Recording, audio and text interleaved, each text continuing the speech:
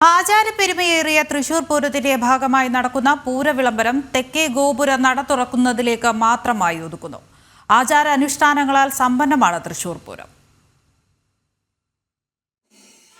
പൂരത്തിന്റെ വിളംബരം അറിയിച്ച് നെയ്തലക്കാവിലമ്മ പൂരത്തലേന്നെത്തി തെക്കേ ഗോപുര നട തുറന്ന് ശ്രീമൂലസ്ഥാനത്തിന് മുന്നിലുള്ള നിലപാട് തറയിലെത്തി വടക്കുംനാഥൻ അഭിമുഖമായി നിന്ന് അടിയന്തര മാരാർ വലംതല കൊട്ടി 3 തവണ ശംഖ് വിളിക്കുന്നതാണ് പൂരവിളംബരം.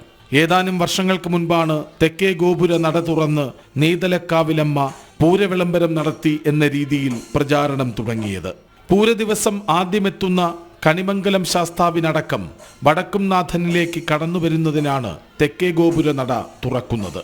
പൂരത്തലേന്ന് രാവിലെ 8:30 നെയ്തലക്കാവിലമ്മ ക്ഷേത്രത്തിൽ നിന്നും പുറപ്പെട്ട് തിരുവമ്പാടി ക്ഷേത്രത്തിന് മുന്നിലൂടെ വടക്കുംനാഥ ക്ഷേത്രത്തിന്റെ പ്രദക്ഷിണ വഴിയിലൂടെ പാറമേക്കാവ് ക്ഷേത്രത്തിന് മുന്നിലൂടെ വടക്കുംനാഥ ക്ഷേത്ര മൈതാനത്തേക്ക് പ്രവേശിക്കും. മണികണ്ഠനാലിൽ എത്തുന്നതോടെ മേളം ആരംഭിക്കും. ശ്രീമൂലസ്ഥാനത്ത് മേളം കൊട്ടിക്കലാശിച്ച് ചെമ്പട കൊട്ടി അകത്തേക്ക് പ്രവേശിക്കും.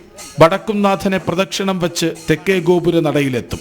കേളി, പറ്റ് എന്നിവയ്ക്ക് ശേഷമാണ് തെക്കേ ഗോപുര നട തുറക്കുക. തുടർന്ന് വീണ്ടും തെക്കോട്ടിറങ്ങി ശ്രീമൂലസ്ഥാനത്തെത്തിയ ശേഷം ഇടതുവശത്തുള്ള നിലപാടു തറയിലെത്തി വിളംബരം അറിയിക്കുന്നതോടെ ചടങ്ങ് പൂർത്തിയാകും. ശക്തൻ തമ്പുരാൻ പൂരത്തിന് തുടക്കം കുറിച്ചപ്പോൾ നിലപാട് തറയിലായിരുന്നു ഇരുന്നതെന്നും പറയുന്നു. ആദ്യകാലങ്ങളിൽ തിരുവമ്പാടി പാറമേക്കാവ് ഭഗവതിമാർ ഉപചാരം ചൊല്ലി പിരിഞ്ഞിരുന്നതും നിലപാട് തറയിൽ വച്ചായിരുന്നു. ഇപ്പോൾ ക്ഷേത്രത്തിന് മുന്നിലെ ദീപസ്തംഭത്തിനടുത്താണ് ഉപചാരം ചൊല്ലൽ. ഏതാനും വർഷം മുൻപ് തെച്ചിക്കോട്ടുകാവ് രാമചന്ദ്രൻ നെയ്തലക്കാവിലമ്മയുടെ തിടമ്പേറ്റി ഗോപുരവാതിൽ തുറക്കാനെത്തിയതോടെയാണ് ചടങ്ങിന് പ്രചാരം ലഭിച്ചത്.